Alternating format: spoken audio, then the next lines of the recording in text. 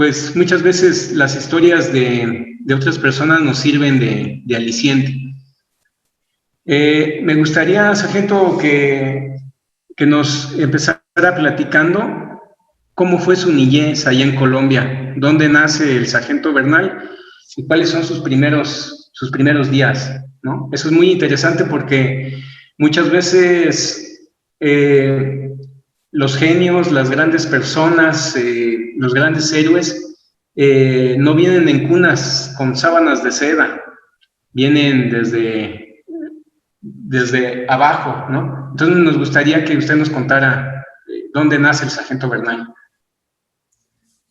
Bueno, ¿dónde nace el sargento Bernal? Vengo de una familia muy humilde, de una familia campesina, de un departamento llanero de Colombia, que es el departamento del Casanare. Mi padre, un campesino, mi madre también una campesina.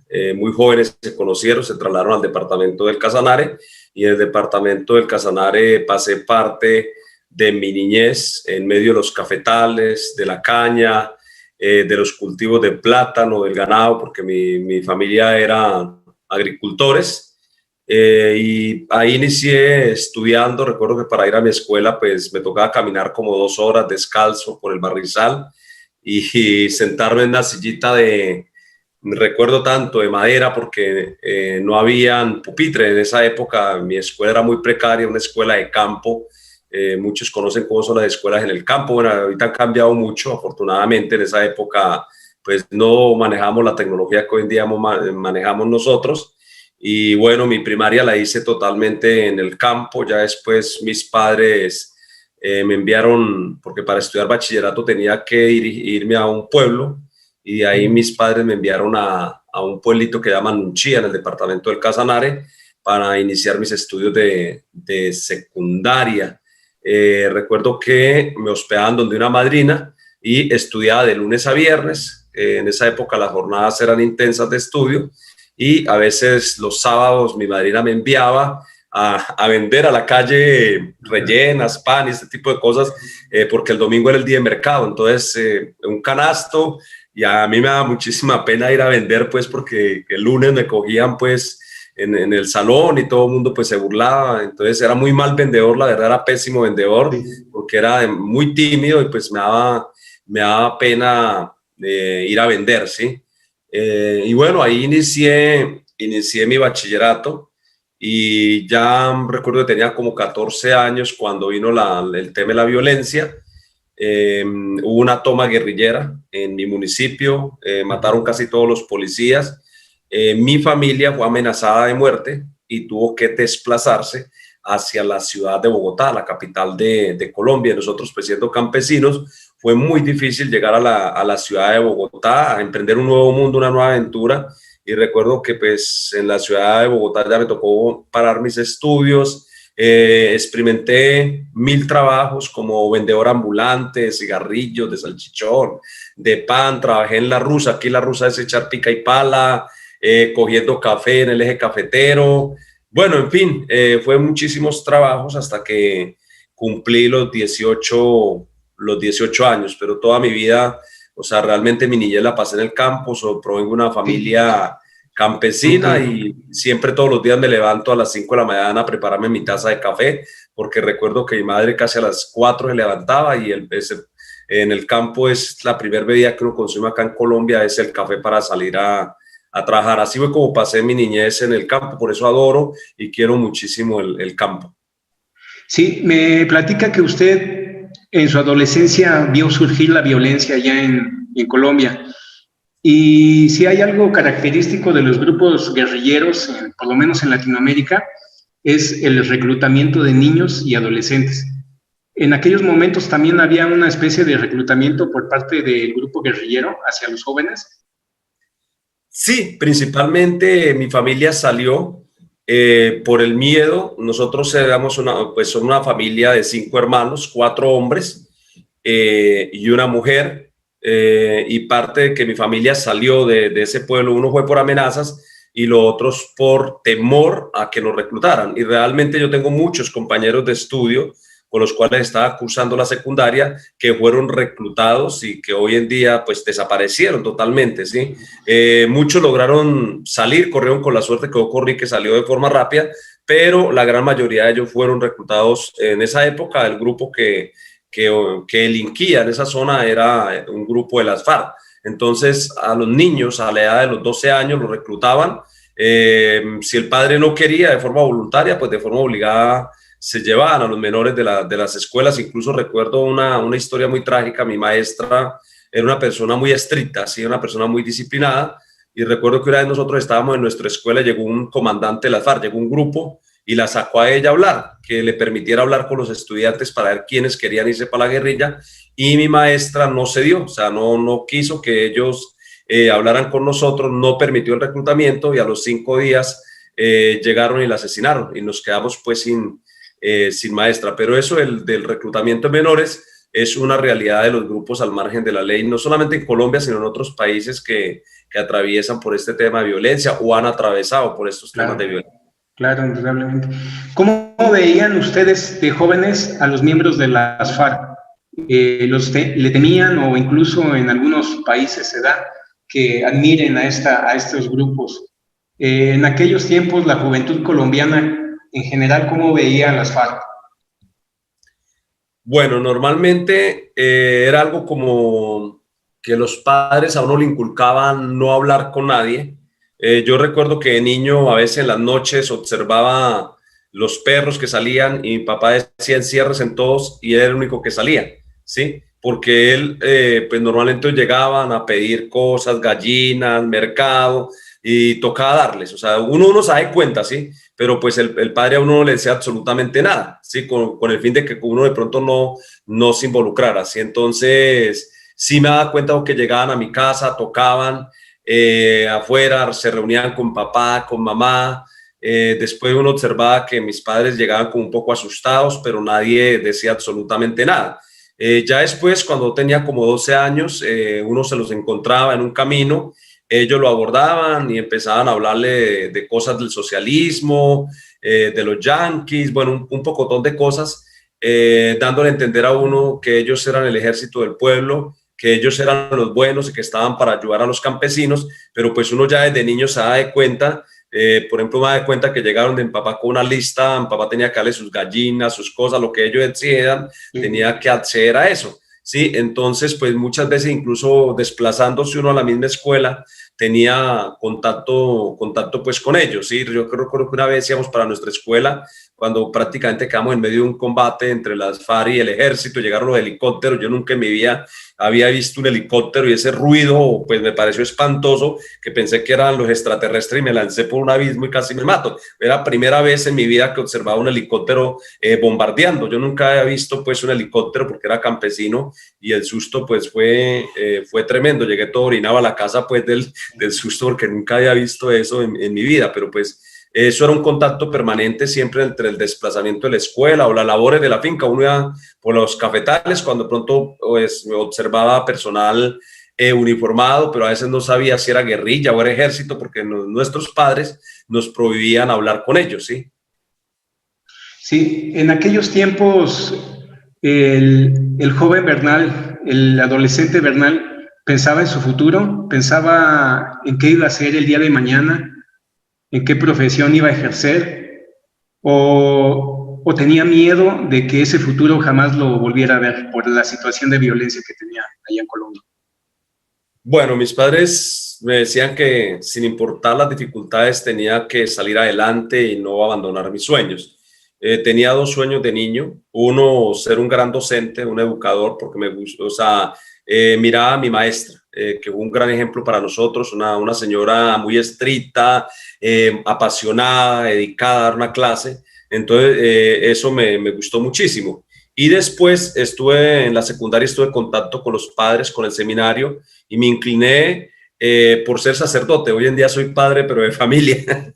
Pero fueron mis 2 inclinaciones de niño: ser educador o ser sacerdote. Incluso como estudiante en 5º grado fui el mejor estudiante de mi promoción, y los sacerdotes me dieron la beca para toda la secundaria y para acceder al seminario. No tenía que pagar, estaba becado. Pero esos sueños quedaron truncados ahí cuando mi familia fue desplazada. Ahí se terminó pues ese sueño.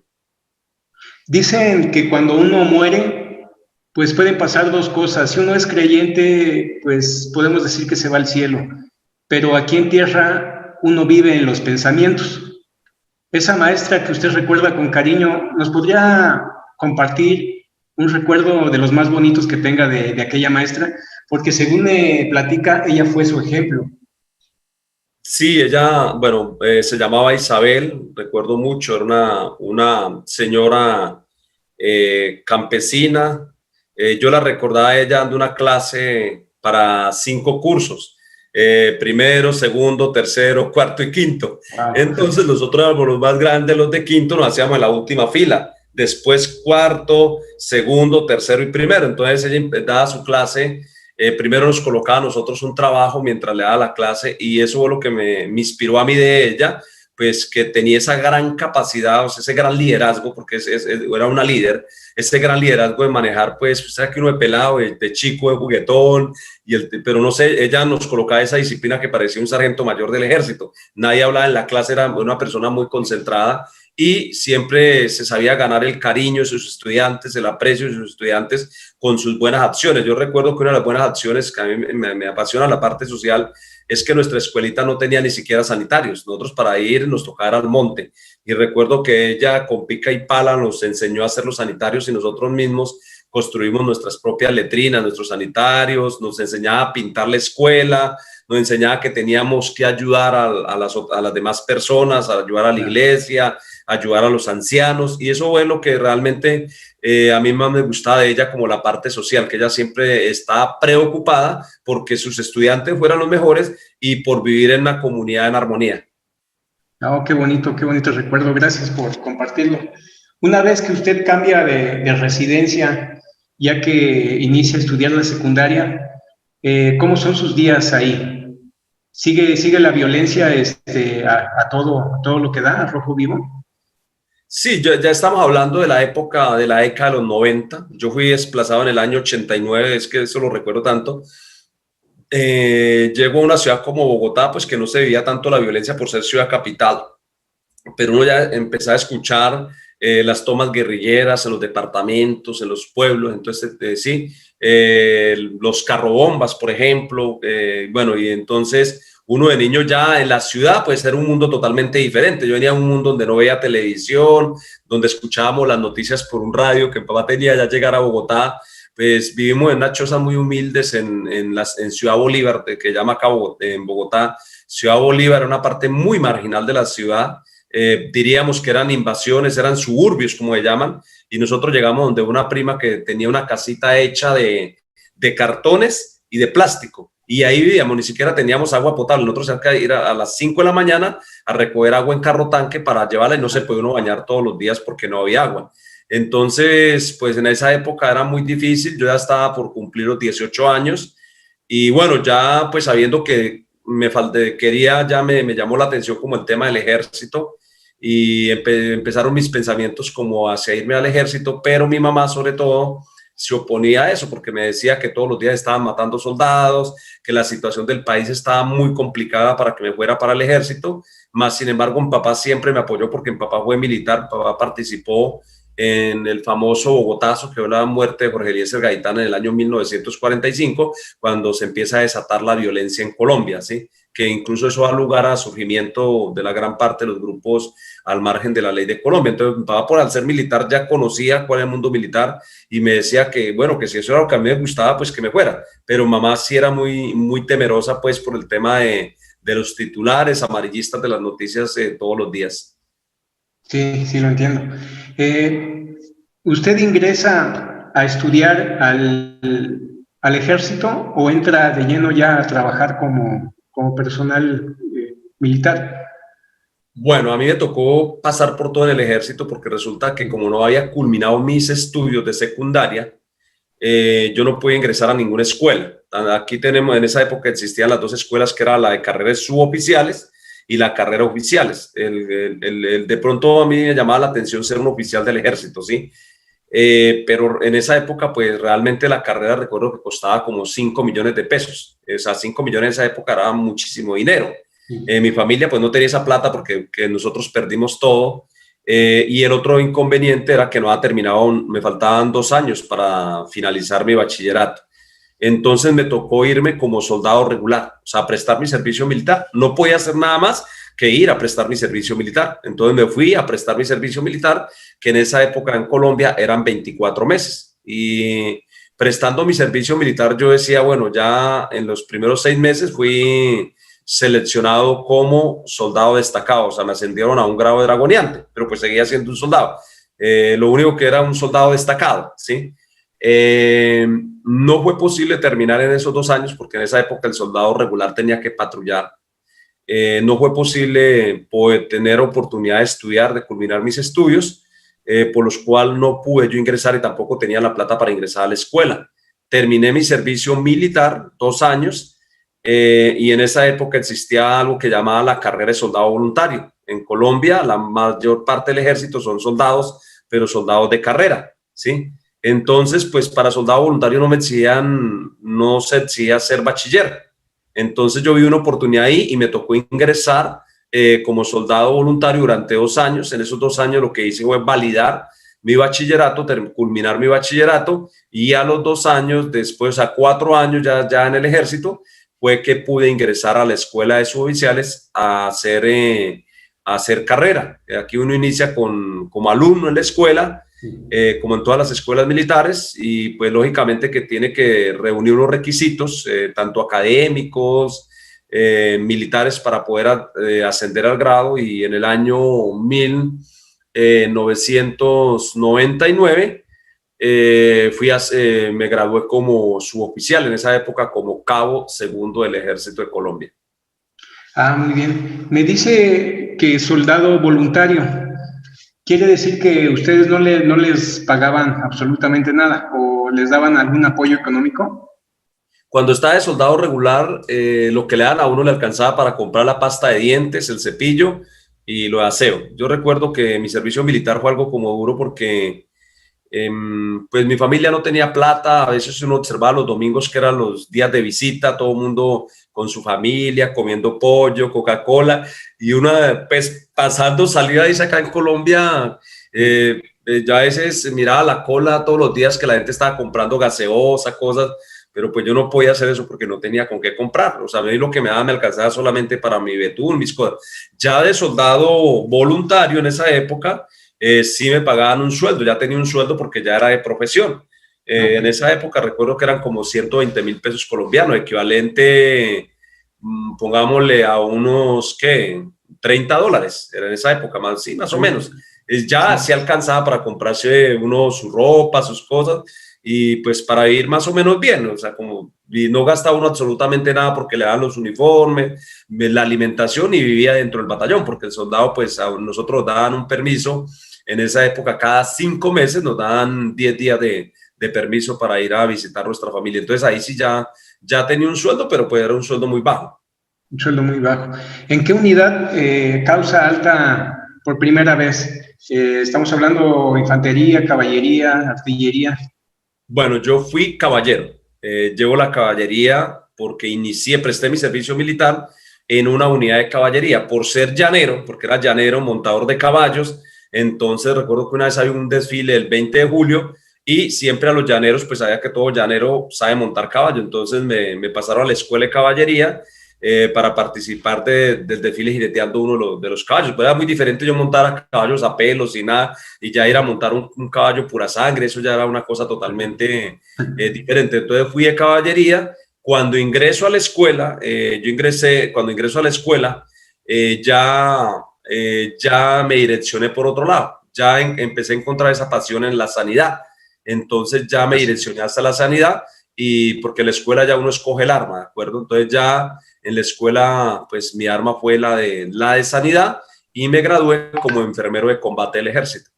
Ok. ¿Cuánto dura la carrera en el ejército? Bueno, es muy variable. Nosotros somos las primeras promociones. No existía esa figura en el ejército de Colombia. Yo ingreso al ejército en el año 94. Hasta el año 1996 no existía, era inexistente la figura. Acá se le conoce como enfermero de combate, o fue con la que nació, que ya le cambiaron el nombre. En el año 1996 se hace un proyecto porque se observó que se agudizó el conflicto armado en Colombia y que una de las limitaciones del ejército era que no tenía enfermeros. O sea, no había quien proporcionar asistencia médica a los heridos y a los enfermos en zonas de operaciones. Entonces, se ve esa necesidad del ejército y se crea los enfermeros de combate, que eran suboficiales de sanidad, que los especializaban. Entonces, en esa época, como era una época de conflicto, o sea, era en plena guerra, tocaba aprender sobre la marcha. Nosotros solamente en la primera fase fueron solamente 8 meses estudiando sanidad en la Escuela de Logística del Ejército. Y a los 8 meses salimos de ahí de una vez a las unidades de choque. Tome su fusil, su chaleco y su botiquín y arranque para allá, porque para eso es que te capacitamos, para irse. Ya posteriormente, ya más adelante uno empieza otros cursos, por ejemplo, en Formen, incluso con Estados Unidos, ya empezamos pues cuando se hace el Plan Colombia con el Ejército Sur, pero eso ya es en grados más arriba, empieza uno como a estudiar más el tema de la medicina operacional, se llamaba en esa época acá en Colombia. En Colombia, sus primeras clases la impartieron militares colombianos, me imagino.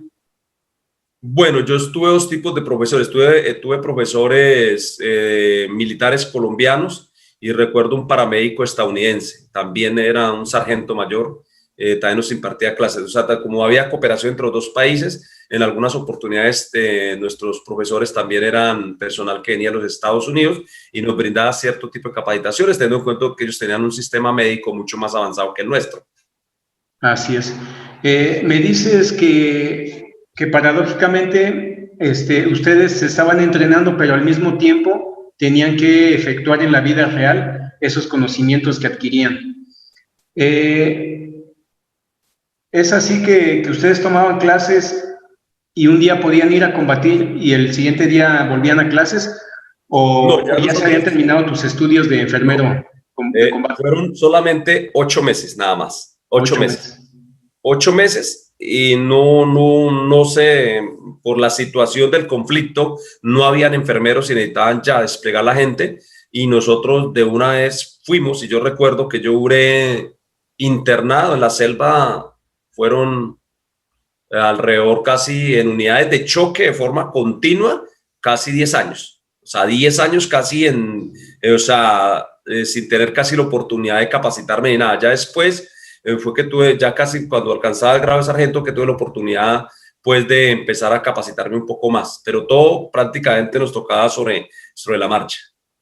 Ahora ya conocemos que todo elemento debe de conocer los primeros auxilios para aplicarlos a su compañero, pero también para aplicarlos sobre sí mismo.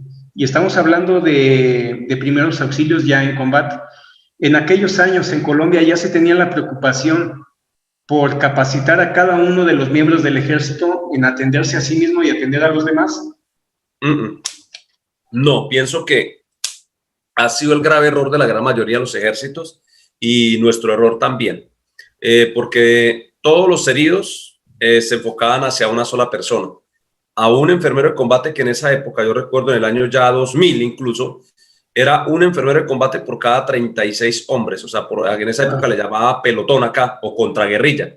Entonces una contraguerrilla está conformada por 4 escuadras, cada escuadra llevaba un cabo y el comandante era un sargento o un teniente. Y dentro de esa estructura de los 36 hombres iba un enfermero, que en esa época solamente el enfermero era un cabo, normalmente era un cabo segundo o un cabo primero, pero ese enfermero prácticamente cumplía 3 roles. 1, en el combate ser combatiente. Número 2, ser comandante de un equipo, porque teniendo un grado, uno era comandante de un equipo. Y número 3, ser enfermero. Entonces era muy difícil, porque uno decía, bueno, atiendo al herido y si me matan un soldado de mi escuadra, pues el cabo también tiene que responder por eso. Entonces era una situación bastante compleja. muchas unidades perdieron a sus enfermeros, ¿sí? O sea, a veces una de las primeras bajas en una operación era el enfermero. Entonces, resulta que como solamente era uno, la unidad se quedaba sin enfermero. Y a veces no había nadie más que de pronto supiera proporcionar atención. A veces los comandantes por ahí, los que tenían curso de lancero, por ejemplo, en la escuela de lanceros sí les enseñaba algo básico a todos, pero pues en esa época se habían suspendido casi todos los cursos y no teníamos personas que contaran con los conocimientos para proporcionar atención. Vaya, pues qué grave situación, ¿no? Pero pues bueno, se entiende que todos los ejércitos han pasado por casos pues catastróficos para aprender y de alguna manera salvar la vida de los demás a futuro. En aquellos días me cuentas de tu pelotón, cerca de 36 hombres. Había una posición en la cual el enfermero de combate tenía que caminar, digamos, para protegerlo a él sobre la mayoría, ya que un enfermero de combate, pues la vida de sus compañeros está en sus manos. Por ejemplo, en mi adiestramiento de combate urbano, nos comentaron que el paramédico casi siempre va al último o entra al final en caso de una intervención a una casa habitación. ¿Por qué? Porque si hay un lesionado, el último, que es el paramédico de combate, podrá auxiliarlo de manera adecuada. En tu pelotón y en campo abierto había una posición especial para el paramédico de combate. Bueno, tanto especial no. Nosotros estábamos cuando nosotros iniciábamos, yo inicié, recuerdo mi primera unidad, un batallón de contraguerrillas en una de las zonas más conflictivas de Colombia, que casi me hacen pedir la baja antes de ir allá porque mis compañeros me dijeron de plano no te vayas para allá porque vas a regresar en un cajón a Bogotá. Y me lo dijo mi madre también y me lo dijeron muchos veteranos de guerra de esa zona. Esa zona se denomina el Urabá. Y hay un punto conocido que incluso escribí un artículo, te lo voy a enviar, se llama El Cañón de la Muerte. Allá, pelotón que llegaba, pelotón que dejaba a sus muertitos. Entonces, a mí me tocó esa zona, era un batallón de contraguerrillas, éramos 320 hombres, 4 compañías. Entonces, yo llegué a la compañía B y pasé al Búfalo 1, cada compañía tenía 2 pelotones, al pelotón Búfalo. Ahí, pues no era que tuviera era el cabo más recluta de todos, porque entre todos mis compañeros era el más nuevo. Entonces, ¿qué pasa? Usted sabe, en la milicia, cuando es el más nuevo, le toca hacer de todo, irse al registro, todo. Normalmente, la primera escuadra es la escuadra de choque, de línea de fuego. Sí. La segunda escuadra cubre un flanco, la tercera escuadra de otro flanco, y la cuarta es la retaguardia. Normalmente a mí me tocaba la segunda o la tercera escuadra, por ser enfermero, porque es la zona donde iba a atender los heridos. Yo no pudiera ir en escuadra de choque, o sea, en la primera, porque si hay un combate, esa era la que iba a repeler el ataque. Y normalmente me tocaba pasarme a la cuarta, que era la escuadra de retaguardia, al punto donde llegaban los heridos para poder proporcionarle atención, y esa era la escuadra que se encargaba pues de mi seguridad. Pero pues cada escuadra tenía que garantizar su propia seguridad, porque muchas veces uno estaba atendiendo heridos y empezaban a dispararle ahí donde estaba atendiendo los heridos, o le empezaban a caer granadas de mortero sobre ese punto. Le tocaba inmediatamente correr los heridos de ese punto y buscar otra posición sobre el terreno. Claro, sí, lo entendemos. Cada grupo pues debe de cuidar y ser responsable de su sector. En aquellos tiempos, dado el peligro de tu trabajo, dada la cantidad de elementos en tu pelotón, ¿capacitaste a alguien más que te ayudara en aquellos días? Es decir, ser tu ayudante, ser el segundo enfermero de combate. Creo que eso fue lo que me salvó la vida, lo que vos me decís que es muy importante. Yo recuerdo que, bueno, en mi primera unidad casi no hubo oportunidad, porque era una unidad donde llegué, primero era un cabo muy nuevo, sin ningún tipo de experiencia. Yo tenía que aprender de los soldados, estar detrás de los soldados, entonces casi mi opinión no contaba. O sea, uno recomendaba algo, pero le decía, no, acá no se puede, porque si reúnen nos pueden matar. Bueno, ya en mi tercera unidad, recuerdo, estaba en una unidad muy reconocida, porque nuestros traslados duran 2 años, o sea, a los 2 años nos rotan de unidad. Entonces yo salí, estaba en el Urabá, que es la brigada 17, de la brigada 17 me tocó salir para Cali, allá me tocó el secuestro de diputados de Cali. Recuerdo, en ese secuestro perdimos, ingresando 2 sargentos, 6 soldados. A los 3 días tuvimos 22 heridos y mi comandante fue muerto. O sea, entonces era muy difícil realmente. poder uno capacitar a un soldado era muy... ya en mi tercera unidad, cuando Colombia tuvo unos diálogos de paz, entonces la guerrilla se concentró sobre una zona, correcto, en el gobierno Andrés Pastrana. No sé si ustedes alguna vez escucharon sobre el Caguán, la zona de Caguán, que es una zona que despeja el Estado colombiano para dialogar con las FARC. En ese momento se presentan unos secuestros y unos incumplimientos por parte de la FARC y el presidente determina terminar en los diálogos de paz y le da la orden a las fuerzas militares de en 32 horas recuperar la zona. Entonces, inmediatamente a mí me trasladan al departamento del Meta, donde hacía parte había una gran área de la zona de distensión, y ya me cambian de unidad y llego a otro batallón de contraguerrillas que se llamaba el batallón de contraguerrillas número 7, los héroes de Arauca. Ya en ese batallón ya era cabo primero y ya pues tenía un poco de antigüedad, por lo cual ya mi comandante me escuchaba. Y recuerdo que ahí empecé a capacitar a los soldados en la selva, porque yo ya miré esa necesidad y yo ya no puedo, o me autorizan. Entonces, con los insumos próximos a vencerse, empecé a enseñarles a colocar apósitos, todo lo que es el tema de control de sangrados, a pasar líquidos por vía intravenosa, hacer manejo de vía aérea, colocar un sello de todas las tareas básicas, ¿sí? Pero bueno, a veces hay gente que no todo el mundo nace y normalmente cada soldado tenía una especialidad. Entonces, pues ser enfermero pienso que es de vocación y dentro del ejército no a todo el mundo le gusta ser enfermero. Yo recuerdo que tenía como 11 soldados de toda la unidad que les daba capacitación en un árbol o cuando llegábamos a un punto a descansar, lo reunía. De esos 11 solamente se graduó uno en la selva conmigo, que era mi ayudante, era un soldado recluta. Él le gustaba mucho y cuando teníamos serio yo le digo, haz esto, dale, toma. Coge esto, colócalo acá, fíjalo, canalízalo, administrale este medicamento, haz esto. Y bueno, él siempre o cuando tenía un enfermo, yo lo llamaba, este tiene fiebre, hay que darle este tratamiento, hay que tomar la muestra de paludismo. Así le enseñaba cositas así.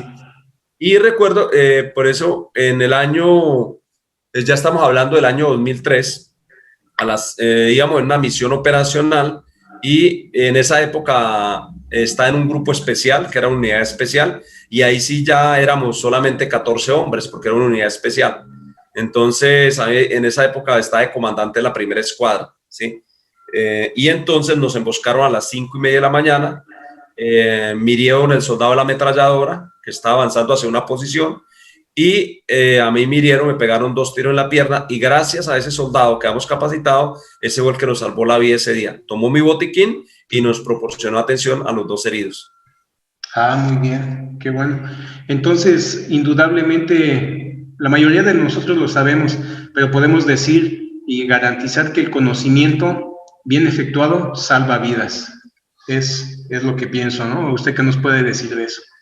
Sí, yo pienso que a nivel de Fuerzas Armadas hace falta mucho, y este es un problema de América Latina. Yo pensaría que casi todos los ejércitos de América Latina y las fuerzas del orden tienen esa problemática, que no se le está dando la importancia a la sanidad. Para mí, ya cuando llegué al grado de sargento, viendo tanta tragedia, tantos muertos, comprendí que la sanidad es el arma más importante que se debe desplegar en operaciones militares, porque la sanidad es la moral. El enfermero de combate se convierte en la única esperanza del herido y el enfermo, y eso es una realidad. Entonces, si nosotros queremos proporcionar bienestar a nuestros hombres, tenemos que fortalecer la sanidad. En aquellos días, ¿ustedes como ejército recibían los suficientes insumos para la atención de heridos? Estoy hablando de suficientes en cantidad, pero también en calidad. No, era muy complicado recibir insumos. Yo recuerdo que cuando yo llegué a mi primera unidad, llegó un soldado y me dice, mi cabo, esas culebritas que son, o sea, se refería porque nunca habían visto en toda su vida un arma de sanidad.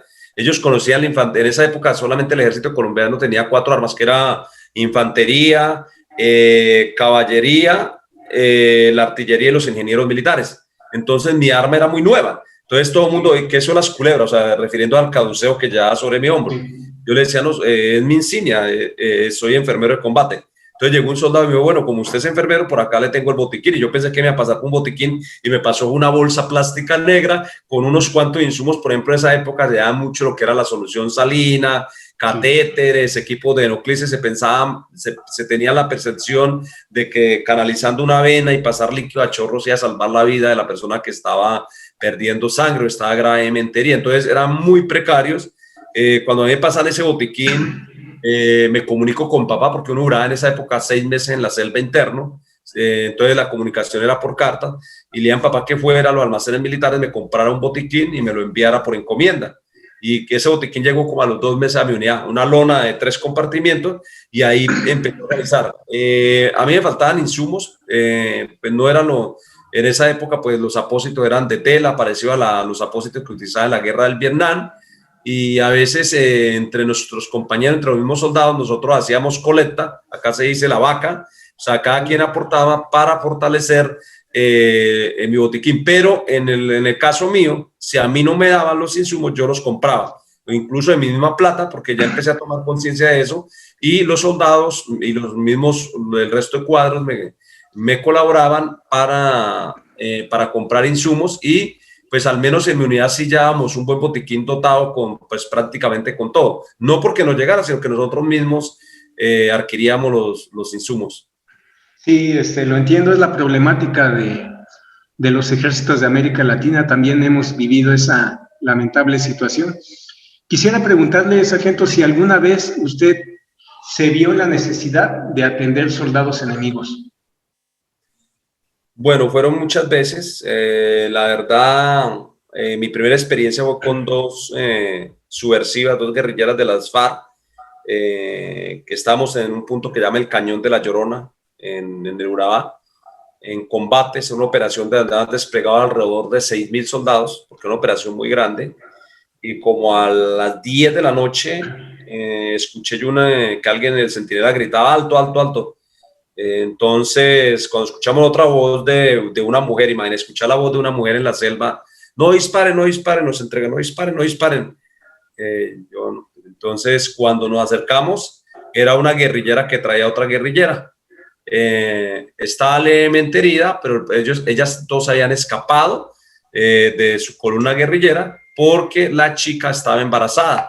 Entonces ya varios, y en ese momento pues prácticamente estaba presentando síntomas de aborto. Pienso que se había caído, algo le había pasado. Entonces a mí me tocó esa noche dormir con ellas dos o sea, colocarlas en mi carpa, les quitamos el armamento, ya entregaron su armamento, todo, y a mí me tocó colocarlas en mi carpa para poder atenderlas durante toda la noche, y con ellas me tocó durar día y medio hasta estabilizarlas y solicitar un apoyo, porque yo decía, aquí ya no, esto no lo puedo manejar, o sea, esta chica toca llevar a un hospital para que le puedan le puedan atender ese aborto, puedan atender ese bebé. Y bueno, fue una de mis primeras experiencias, pero sí me ha tocado atender a guerrilleros de la FARC, del ELN, paramilitares, civiles, comunidades indígenas, en fin, nosotros normalmente algo que tiene el enfermero de combate es que siempre nos han capacitado, nos han enseñado que nosotros estamos para proporcionar asistencia a todos los actores que estén involucrados en el conflicto y que salgan afectados una vez se consideren que no son combatientes y son protegidos. Claro, lo entiendo, y además ahí viene lo que nos enseñan en nuestros cursos y la mística que envuelve a un ejército, que son los buenos valores. ¿Usted, sargento, encontró la misma gratitud por parte de los guerrilleros? Es decir, que ellos en un momento atendieran a lesionados del ejército colombiano. No, lamentablemente no fue así. Perdí a muchos de mis compañeros con tiro de gracia que quedaron heridos y nosotros no podíamos rescatarlos. O sea, uno dice que no deja a nadie atrás y eso es una realidad, pero eso solamente es una frase, ¿sí? La realidad es otra. La realidad es otra y realmente recuerdo a mi compañero al cual siempre lo recordamos, lo llevamos en esa memoria, al sargento Francisco Aldemar Franco Zamora. Se graduó conmigo, enfermero de combate, una persona con un gran espíritu de compañerismo, de liderazgo. Está en el departamento del Guaviare y él estaba en el batallón cumpliendo sus misiones. Resulta que una unidad cayó en un campo minado, unos explosivos de las FARC, y no había quien fuera a rescatarle porque la zona era muy caliente. Entonces el sargento Franco dijo que él iba con misión médica, o sea, desarmado, de civil, sea, con su brazalete, sin portar armas, sin uniforme militar. Los serios estaban a bordes de un río que se llama el río Guaviare, que es un río navegable. Él se fue en una lancha y recogió los serios, y cuando venían con los serios abrieron fuego la fara a la lancha. Hundieron la lancha, él quedó herido, era lancero, fuerzas especiales. Es un río muy ancho, logró salir del río, fue secuestrado y posteriormente fue asesinado con tiros de gracia. Bueno, muy lamentable lo que nos cuenta. Posteriormente, en su camino por ese camino tan peligroso de combate, ¿cómo llega a ser instructor de enfermeros de combate, lo que ahora es? Bueno, inicié, tenía como el don de la docencia, lo que le aprendí a mis maestros, a mi maestra que le comentaba. Sí. Me fascinaba mucho enseñar. Recuerdo que de niño yo daba catequesis estudiaba en el colegio de padres y tenía un grupito de catequesis, se llamaba en esa época, que era enseñarles sobre la Biblia. Sí, los padres les enseñaban a uno y uno les transmitía la información al otro chico.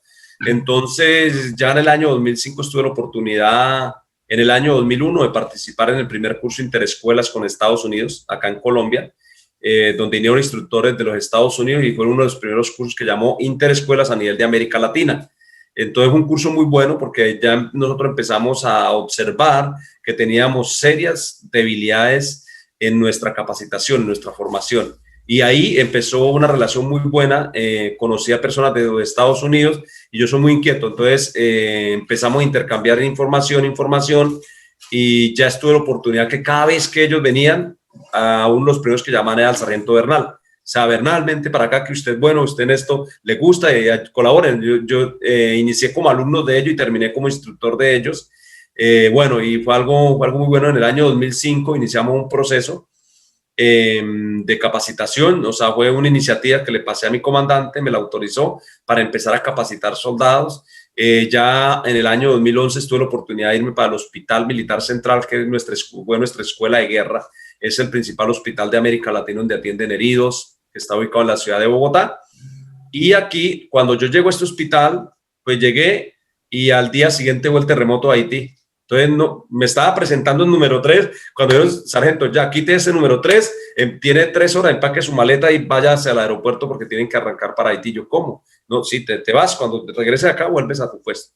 Estuve un mes en Haití asistiendo a las víctimas, tuve la oportunidad de trabajar con el ejército de Israel, conocer un ejército muy bien organizado, un ejército con buena logística, y allá tuve la oportunidad de conocer un mayor que había estudiado en Colombia, era israelí, pero había estudiado en la Universidad Militar y me hice muy amigo de él. Me regaló insumos, tecnología para traer a Colombia, y cuando llegué a Colombia, impulsado por él, pasé un proyecto para empezar a hablar de medicina táctica. En esa época, hablar de medicina táctica, recuerdo que la primera vez que mencioné la palabra me dijeron que estaba loco, que a dónde ha sacado esa palabra.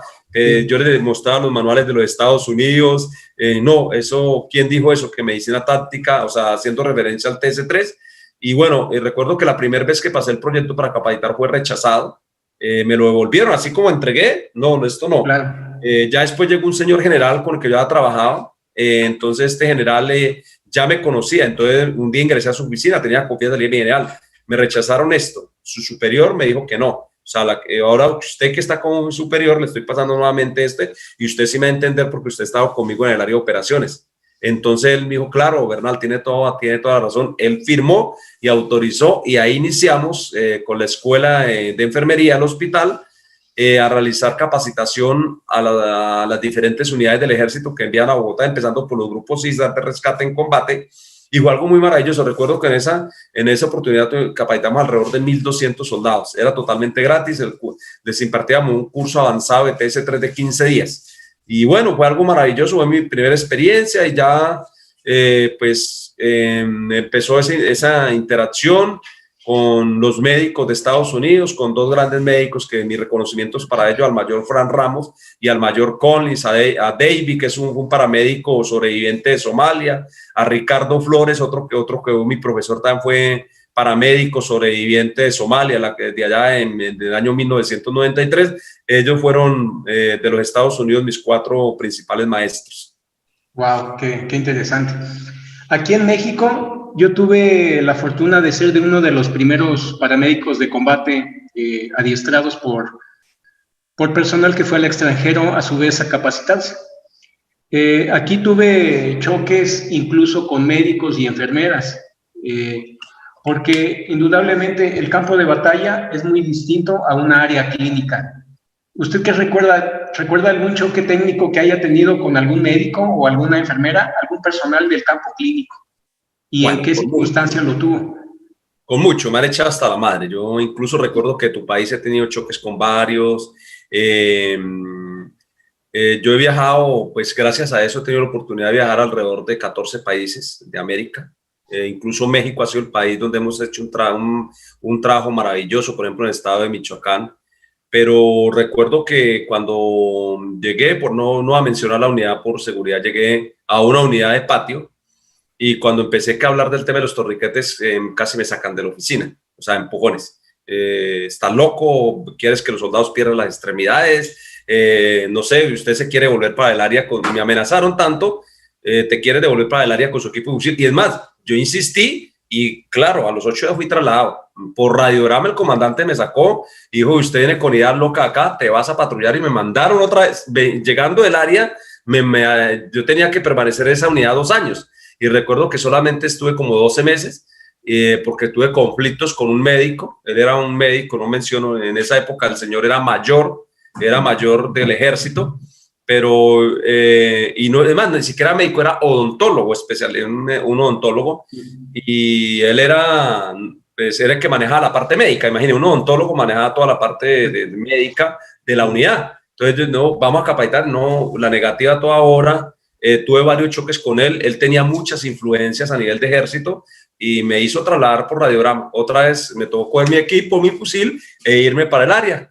Bueno, pues normal, yo siempre decía que mi madre me decía que no hay mal que por bien no venga. Sí, afortunadamente a la unidad a la que llegué me fue muy bien, ya era sargento segundo, fue una experiencia muy buena en esa unidad, me tocó sí patrullar 2 años de monte nuevamente, pero fue muy bonito. Recuerdo que esa unidad fue la Brigada Móvil 19 que estaba desplegada en el departamento de Cauca y Nariño, uno de los departamentos donde en este momento es bastante conflictivo en Colombia, pero realmente, y después tuve otro, incluso en la actualidad, aún se presentan esos choques cuando uno hace referencia a estos temas, ¿sí? A veces a las instituciones no les gusta que se hablen de estos temas porque piensa que uno está en cierto sentido, bueno, aquí dice es que el sargento otra vez viene a decirle a los soldados que si no lleva un torniquete no se puede ir para el área. Yo no estoy diciendo eso, estoy diciendo que se debe capacitar y que en lo posible cada soldado debería llevar algo básico para proporcionarse la asistencia, pero sobre todo los comandantes que decimos nosotros de la vieja guardia no entienden esta problemática. ¿Sí? Ya los nuevos comandantes ahorita tengo muy buenos amigos dentro del ejército que son mayores, son coroneles que nos conocemos de cuando era sargento y que ellos ya están entendiendo esta situación. Qué bueno, y sobre todo que usted se colocó firme en una posición sabiendo que tenía la razón y actuar de la manera en que usted lo estaba haciendo salvaba vidas. Déjame felicitarlo por eso. Actualmente, sargento, no sé si usted lo ha notado, pero alrededor del mundo hay cierta oposición por la parte de estudiantes que sienten que se ven envueltos en estrés, se ven envueltos en ansiedad, pero enseñar a salvar una vida debe ser forzoso, debe ser pesado, se le debe de inculcar al estudiante que él va a enfrentar situaciones sumamente difíciles o el adiestramiento puede ser tibio, puede ser blando. Usted con su experiencia de combate y de un enfermero de combate, ¿qué nos puede decir? Bueno, yo pienso que a mí me mantuvo con vida el entrenamiento. En esa época el entrenamiento militar era muy fuerte, hoy en día no existe. Hoy en día prácticamente las escuelas han cambiado mucho por el tema de derechos humanos, ¿sí? Hoy en día ya llega un estudiante a un aula con un iPhone 12, con una supercomputadora portátil, unas gafas Oakley, un reloj y prácticamente llega a ser un polígono virtual. Ya no se ve uno como en nuestra época que le tocaba pasar una pista de concertinas, que si no agachaba la cabeza o el trasero le quedaba el marcón con el alambre de púa. Recuerdo que en mi época, recuerdo un estadounidense que vino a dictarnos un curso y nos hacía unas concertinas, como dice de México, bien cabronas, bien cabronas, y o sea, le colocaba a uno un Randy que pesaba 75 kilos y le tocaba a uno pasarlo casi 200 metros por la concertina arrastrándolo. Fuera de eso, era con fuego vivo. Del otro lado había una ametralladora y le disparaban a 2 metros y al barranco uno escuchaba las ojivas que pasaban por encima. En esa época así eran los entrenamientos acá en Colombia. Lamentablemente ha cambiado. Yo pienso que es una tragedia que eso cambie porque un militar sí necesita formación. O sea, un militar muchas veces se hace matar por no arrastrarse, porque ay, se me embarra el uniforme. Y más un enfermero de combate necesita mucho más entrenamiento y el entrenamiento tiene que ser fuerte. Acá había una frase que ya no se utiliza que el entrenamiento sea tan fuerte que la guerra sea un descanso, pero nosotros los que hemos estado en unidades especiales sabemos que el entrenamiento es lo que lo mantiene a uno con vida en el campo de batalla, y entre más entrenamiento militar tenga usted, más oportunidades de vida va a tener. Y así es el entrenamiento del enfermero. Yo soy muy estricto en el tema de capacitación porque vengo de esa escuela donde me exigieron, donde me formaron de esa forma y donde tocaba era trabajar duro para poder alcanzar, para poder lograr algo, ¿sí? Entonces sí es muy importante pues el entrenamiento y sobre todo en los enfermeros de combate. Sí, claro, indudablemente, y eso es una escuela que pues los ejércitos alrededor del mundo que han estado combatiendo conocen muy bien. Usted nos habla un poco de su adiestramiento. Lo que compartimos las unidades especiales pues es indudablemente que en las primeras semanas hay una especie de selección. Las primeras semanas de un curso especial pues, suelen ser las más pesadas, precisamente para clasificar aquellos elementos que pueden cumplir con una misión o aquellos elementos que no tienen lo que se necesita para estar en una unidad especial. ¿Cuál recuerda que fue en aquellos días las pruebas más difíciles para usted? Bueno, aquí había una que yo recuerdo, nos llevaron a la escuela de lanceros. En esa época era vetado que un enfermero de combate pisara la escuela de lanceros porque éramos un arma nueva. O sea, los lanceros solamente recibían infantes, artilleros, caballeros, bueno, ingenieros incluso, pero casi ningún logístico pisaba su escuela porque pues para ello era como un insulto que una persona que no fuera de un arma de combate, pues, porque nosotros en esa época no éramos considerados un arma de combate. Yo había sido arma de combate, pero de soldado, pero mi arma era logística, enfermero de sanidad. Entonces recuerdo que nuestro comandante en mi curso era un señor coronel y era una persona muy dedicada a los enfermeros de combate. Esa persona decía que él se debía a los enfermeros y que él tenía que hacer lo mejor por sus enfermeros. Y él peleó yo no sé con cuántos señores generales para que le autorizaran que a nosotros nos llevaran a la escuela de lanceros y que los lanceros nos entrenaran.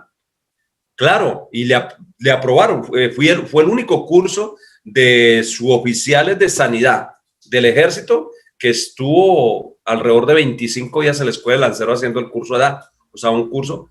Y cuando nosotros llegamos a la escuela de lanceros, pues claro, todos los instructores de lanceros nos miraban, estos manes, ¿qué? Estos nos decían los matasanos, recuerdo tanto, estos matasanos que hacen acá pisando la escuela de lanceros, este es el templo de la gloria, de la milicia, ustedes no pueden pisar eso. Y bueno, eso fue algo que todos los instructores acudieron contra nosotros a hacernos desertar del curso.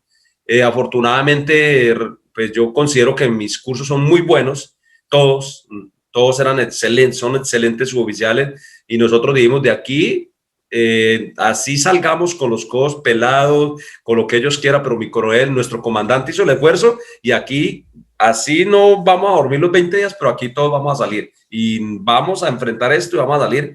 Los entrenamientos eran muy duros de día, de noche, eran desertantes, ahí a uno no lo dejaban dormir por ahí 1 hora, 2 horas, el resto a darle vueltas en la noche, que a limpiar el alojamiento, barrer con un cepillo el alojamiento, con el cepillo de volar, barrer. Bueno, se inventaban diferentes porque nos querían hacer desertar del curso, pero hoy le agradezco a esos lanceros, hoy les agradezco ese entrenamiento porque es el entrenamiento que nosotros necesitábamos para ir al área de combate, y realmente a mí ese entrenamiento me sirvió muchísimo porque aprendí a sobrevivir bajo las condiciones más difíciles. Hace como 2 años yo estuve devolviéndoles ese agradecimiento a la Escuela de Lanceros, y estuve esta vez como instructor de ellos. Ellos pasaban la fila y fui yo su profesor en la Escuela de Lanceros. Por ahí tengo las imágenes del curso, de pronto voy a compartir alguna de lo que hicimos en la Escuela de Lanceros con todos los instructores de Lanceros, pero en muestra de agradecimiento a esos viejos lanceros que me formaron. Sí, bueno, qué bien, qué buena anécdota nos ha contado. Pasando otro salto en el tiempo, ¿recuerda su último día en el ejército? ¿Cómo fue? Bueno, estaba en una fuerza de tarea asignado, ya era sargento primero. Yo pienso que ya cuando me faltaban 4 años para alcanzar este grado, sabía que ahí ya mi carrera iba a finalizar.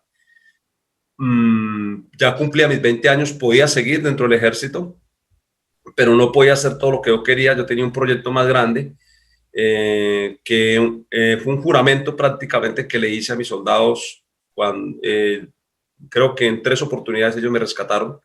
Recuerdo una vez, a mí me dio un paludismo y ya estaba prácticamente, recuerdo que ni siquiera podía cargar el fusil. Y un soldado me cargó como 3 kilómetros al hombro y me sacó. Un soldado como de 1,90 me sacó y yo desperté del hospital. Cuando estuve herido, ellos me cuidaron durante 11 horas también. Fueron los que me salvaron la vida, los que me sacaron en camilla, me cargaron por la selva. Como en 3 oportunidades que pasé por momentos difíciles, 2 por enfermedad y una siendo herido. Después de cuando yo llegué, hice un juramento ante ellos de que iba a dedicar el resto de mi vida a trabajar por ellos, a mejorar, porque a mí no me tocó lo mejor, me tocó trabajar, como decimos acá en Colombia, con las uñas. Vi muchas inconsistencias y mi misión siempre, yo creo que ya por ahí desde el año 2005, mi misión dentro de las fuerzas militares ha sido siempre el tema de la capacitación. Ha sido siempre el tema de la capacitación. A veces paso 2, 3 meses capacitando. Recuerdo que hace 2 días llegué, ahorita estoy en una zona, estoy a 16 horas de Bogotá. En este momento estoy a 16 horas de Bogotá, en una de las zonas donde yo inicié mi carrera militar, que en el departamento de Antioquia. Ahí inicié mi carrera militar como suboficial y estoy en una de las zonas donde en esa época aquí uno lo descargaban en helicóptero y lo levantaban a plomo. Y en este momento estoy en un hotel, yo creo que por aquí desembarqué alguna vez, y estoy en un hotel donde lo levantaban a uno en plomo de esa época. Y de aquí a la madrugada salgo y voy a conducir 14 horas para regresar al fuerte militar de Tolemaida. Tengo un compromiso con mis soldados, los voy a visitar estos 3 días allá, voy a estar en la meseta con ellos, capacitándolos, recorro las unidades militares dentro de mi agenda, cada vez que puedo a una unidad voy, los capacito y hago todo esto. Entonces, ya debido a eso, 4 años antes inicié ese proyecto que conozco hoy como Fundación Enfermeros Militares, construir una asociación o una fundación para poder ayudar a las demás personas. A través de mi fundación he tenido la gran oportunidad y con todo mi equipo de apoyar a las Fuerzas Armadas en capacitación, apoyar a los organismos de primera respuesta, porque no solamente trabajo con el sector militar, sino también con el sector civil, ¿sí? Apoyar, a realizar diferentes tipos de eventos. Entonces ya me había preparado un poco para mi vida, pero fue muy duro. Ya pues yo hice mi solicitud propia, ya cumplía mis 21 años, ya estaba pensionado, ya me podía retirar, ya había conseguido mi grado que yo quería en el ejército. Yo no quería ser sargento mayor. Mis compañeros hace 6 días ascendieron a sargentos mayores, pero yo solamente mi aspiración en el grado de suboficial era llegar a sargento primero, era mi meta. Y yo dije, yo llego a sargento primero, me retiro y me dedico a continuar con el tema de capacitación. Entonces, sí, le hago muy duro colgar el uniforme. Ahí tengo mi uniforme aún cuando me lo quité. Por ahí lo conservo aún. Yo al otro día no me hallaba, porque todos los días me acostumbraba a formar, sí, que forme a las 5:30 de la mañana, y entonces al otro día en pantaloneta, como que uno, bueno, ¿y ahora qué hago? Ahora esto. Afortunadamente recuerdo que a los 8 días viajé a México y estuve un mes en México proporcionando capacitaciones en diferentes partes de México. Y bueno, pues mi itinerario no ha cambiado, realmente siempre me sigo levantando a la misma hora, a las 5, 4:30 de la mañana, 5 de la mañana, siempre en mi rutina, todos los días. Permanezco casi todo el tiempo en Colombia viajando de un lado a otro, pero aún miro mi uniforme con nostalgia, aún conservo mi equipo, mi casa, tengo mi casco balístico que me regaló un señor coronel, dijo, llévatelo, ese es tuyo, te lo vamos, la unidad me lo obsequió, lo tengo. Tengo mi uniforme, ahí lo tengo colgado, mi número 3, tengo todos mis uniformes que utilicé. Cada vez que hago el closet como que me viene la lágrima de esa nostalgia, no por estar afuera, sino por pensar por la gente que está allá, porque la vida militar en Colombia realmente es muy difícil. Yo pensaría que es uno de los ejércitos donde ser militar en Colombia es muy difícil. La topografía del terreno, aquí el conflicto se vive en la selva, donde un militar tiene que estar 5 meses distanciado de su familia, donde no hay señal de celular, absolutamente nada, totalmente incomunicado, enfrentando las minas antipersonales, los francotiradores, las emboscadas, las enfermedades como el paludismo, el dengue, la leishmaniasis, bueno, tantos peligros. O sea, aquí no lo mata una cosa, lo puede matar la otra. Pero bueno, todavía uno recuerda eso y yo pienso que cada vez que voy a una unidad militar me siento otra vez como que volver a lo mío. Hoy ahorita estoy muy contento porque a la madrugada voy a viajar nuevamente a visitar mi escuela, a llegar al fuerte militar, a donde me entrené, donde surgió parte de mi capacitación y a donde me formaron como persona. Sí, muy bien. Yo pienso que escuchar a una persona que ha vivido situaciones difíciles y situaciones como las que usted ha vivido, pues es escuchar algo invaluable. ¿Usted qué les puede dar como consejo a los soldados más jóvenes del Ejército de Colombia, a los que están intentando ingresar al Ejército de Colombia? Si usted pudiera darles unas palabras que los ayuden en su adiestramiento, o mejor aún, que en un futuro esas palabras puedan salvarles la vida, ¿qué les dirían? Bueno, yo pienso que les diría las palabras que mi madre me dijo el día que me entregó el fusil en 1995, que hace una ceremonia, creo que casi todos los ejércitos, que es la ceremonia de entrega de armas. Porque mi madre no quería que yo fuera militar, o sea, ella estaba acá, ella vivió la guerra, le tocó ese tema en el campo. Entonces, ya mi madre no existe, ya falleció hace 2 años, pero aún recuerdo esas palabras de ella, que decía que sea lo que Dios quiera, ¿sí? Las cosas tienen un destino y tienen un propósito. Me dijo, si vas a ser militar, no haga tonterías, representa a tu país con honor, siéntase orgulloso de esa bandera que representa la grandeza de un país y que lleva en tus hombros y que es el deber proteger. Si vas a utilizar tu arma, utilizas sin odio, sin rencor, sea un militar ejemplar, conserva tus raíces y no permita que nadie cambie tu forma de pensar.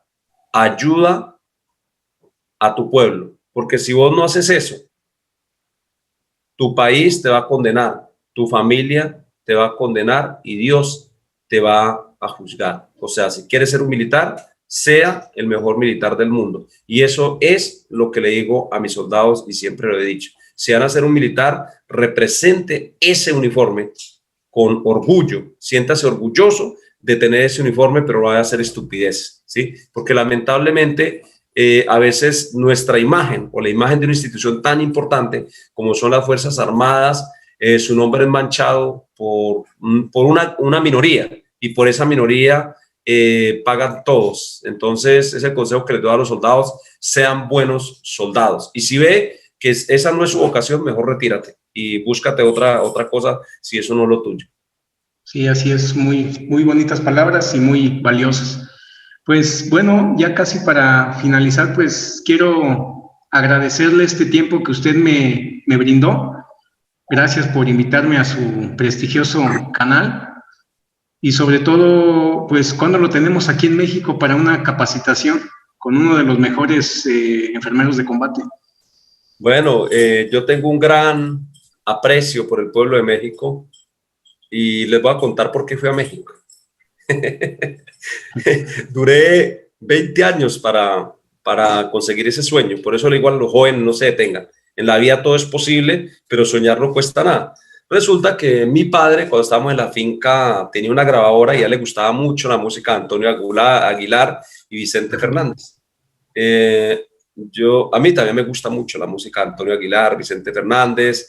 Era la música que escuchaba mi padre. Entonces yo recuerdo que una vez le dije a mi padre, yo algún día tengo que ir a ese país de esos cantantes. Y conocer el país. Y me decía, pues si usted ni siquiera ha salido de su pueblo, mucho, o sea, no conoces Colombia, mucho menos vas a ir a esos países, porque uno no sabía qué país era, no era niño, sí. Ya después empecé a mirar sobre la cultura de México, ¿sí? Y bueno, yo siempre, de algún día tengo que ir, yo tengo que ir a México, tengo que ir a México, tengo que ir a conocer México, México, México. Y la primera vez que visité México fue en el año 2015. Fui invitado precisamente por su escuela, por la Escuela Médico Militar, por los oficiales de sanidad, y visité una de las ciudades maravillosas, Puebla. Tuve la oportunidad de ir a conocer la batalla del 5 de mayo, me gusta mucho Puebla por su historia, Cholula, bueno, me fascina Puebla. Si hay una de las ciudades de México que a mí me encanta visitar, es Puebla por su historia, por su tradición.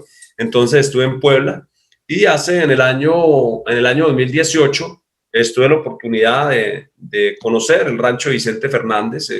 Viajé hasta Guadalajara, estuve allá en Guadalajara, estuve en su rancho, me tomé un tequila en su restaurante, un buen almuerzo, me pareció un lugar que quería conocer porque me traía los recuerdos de mi padre con su música y este tipo de cosas. Entonces, bueno, ese fue como mi sueño pues de niño. Por eso siempre digo a los jóvenes, no se detengan, busquen su sueño, luchen, métale ganas, como dicen ustedes, porque pues la vida a veces es difícil, pero yo pienso que cada dificultad, cada caída que tenemos nosotros en nuestra vida nos está mostrando como el camino correcto, ¿sí?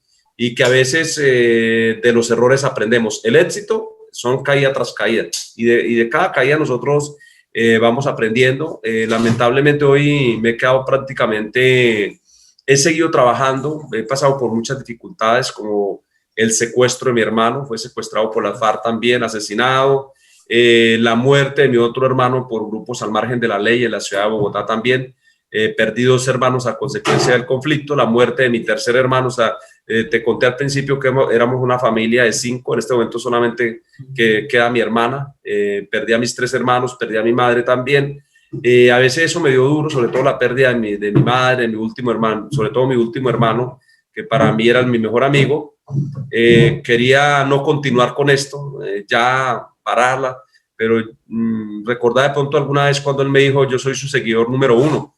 Bueno, yo inicié con Facebook, mi página de Facebook, a publicar videos, y mi hermanito, él era fascinado con los videos o las cosas que él hacía un en vivo, él estaba mirando. Entonces un día estábamos tomando una cerveza y me dijo, ¿usted sabía que yo soy su favorito? Y yo no, ni siquiera me doy cuenta que usted sigue mi página. Dijo, sí, yo con mi esposa vemos su Facebook, eso le damos like a todos, le damos esto.